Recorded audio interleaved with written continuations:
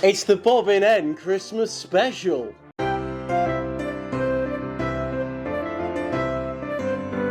It's Christmas once again, and nothing gets me in the festive mood more than rail-based transport systems. And it's easy to see why, as we explored last year just how tightly linked the Christmas decoration industry is to the railways. With a huge amount of cute little trains to go around or near your tree, no matter how realistic or mechanically operational they may be. However, I am not an authority on Christmas decorating. But I understand how someone else might be and might know how to properly utilise a model railway in a festive scene without being facetious and pointing out how the conrods don't work. One place where we might find this kind of person is on a film set, where proper set dressing is vital to make a film feel properly festive. So today I'll be looking at Christmas films with model railways in them and seeing what I think of them.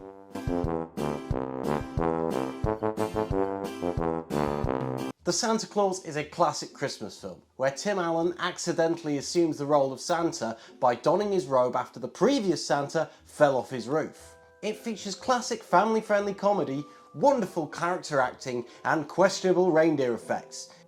It also features a fantastic scene in Santa's workshop, where the elves are working away making presents.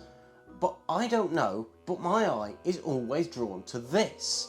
A steam-hauled, narrow-gauge, industrial railway. We seem to be in some kind of packing area with assembled presents waiting wrapping and a trainload of wrapped presents and stuffed toys on their way to presumably some shipping department. This is extremely sensible in a high-capacity industrial manufacturing setting, which makes it right at home here in the North Pole. A real-life example of this is the Guinness Brewery in Ireland, where the narrow-gauge railway was constructed to move raw materials around the plant and over the road. It was easier and faster than the existing horse and cart. It is, of course, impossible to discuss narrow-gauge railways without discussing Wales. There's about 4 or 5 narrow-gauge railways in Wales, and that's per person. You've got the Corris, the Festiniog, the Talyllyn, the Welsh Highland, you get the picture. There's a few, and they all have one thing in common.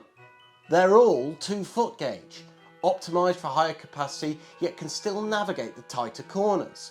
This one here looks to be maybe 7¼ inch on a semi-portable track.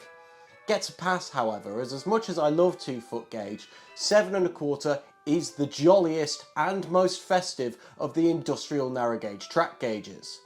However, if we look at the locomotive, we can see that it's a model of a 2-foot gauge. It's a Kerr Stuart Wren, a solid choice, and good to see a fine example of British engineering being represented here in the North Pole. The railway also has some man-riding capabilities. This film it's used to allow Judy to escort the new Santa Claus and his son to his personal quarters. Personal quarters which feature another railway! Santa being the fun-loving guy he is, his room is adorned with dolls and toys and a presumably sentient Punch and Judy show that I can only imagine is incredibly distracting when you're trying to relax. But most importantly, there's a railway running round his bed. This looks like O-gauge, which is a good choice. Big enough to look good on a screen, but not too big that you might lose that toy-like feeling you'd get with Santa. The loco is of US design, which immediately limits me because I don't know much about US locos, but there is still some information I can get from it. Based on its marking, we can see that it's from the Colorado and Southern Railway, and its wheel arrangement is a 260. This is known in railway circles as a mogul. So all I need to do is find out which moguls follow the Colorado and Southern Railway, and then maybe I can find what kind of logo it is, but it's such a common thing that I'm not sure that I'll be able... I found it! Well, I found this photo of its sister, Colorado and Southern number 9. Santa had number 6, but I couldn't find any full-size photos of that, so number 9 it is. It's a B3A class mogul built by A.L. Cook Locomotive Works in 1884 and is, once again, narrow gauge, this time being 3-foot rather than 2-foot. So 2-foot narrow gauge engines, and one even being British used in an industrial setting, has to be commended. But if I were to nitpick, I would say one tiny thing. This layout's a bit boring. 9 out of 10. No crust of bread for those in need. No cheese, it's for us Mises. I could talk for hours about how The Muppets Christmas Carol is among my favourite Christmas films. But it doesn't have any railways in, so I'll move on. You might say this isn't a Christmas film.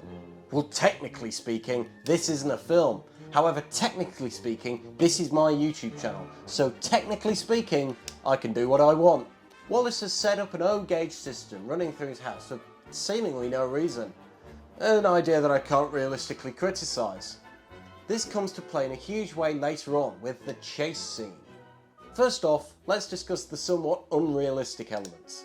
The tractive effort of this tiny engine must be huge, considering it can pull a penguin, a dog, and an adult human male with ex-NASA techno trousers without so much as slowing down. This glass lampshade can somehow deflect multiple bullets, and there's a switch which can seamlessly fling trucks from one track to another. This part's absolutely fine though. You can see how fast I can get tracked down, and Gromit isn't even bothering with pins here. Next, let's look at the loco, and we can easily do that. Very easily, as I have this screen-accurate model of the engine. Starting off, it's a 220, which is an odd choice, as while they were used, none of them ever looked like this, with this larger driving wheel being used to get more speed. They also stopped being cool in the 1840s. However, I don't think this is modelled on a real railway engine. It's modelled on a model railway engine. The very first Hornby engines were O-gauge and clockwork. This meant they went with simpler designs like this one to house all of the mechanics. Also, listen to the engine in the film.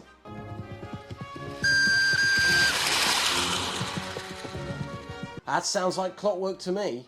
This is honestly a really nice touch from Aardman, and it fits really well with their generally dateless northern aesthetic. However, I do need to take into account what I mentioned at the start, and I'm afraid with what I said, I will have to... Oh, wait a minute, it's Wallace and Gromit. 10 out of 10, obviously. Well done, we did it, ha ha! And there you have it, the official roundup of Christmas film model railways. Undisputed, you cannot argue with this.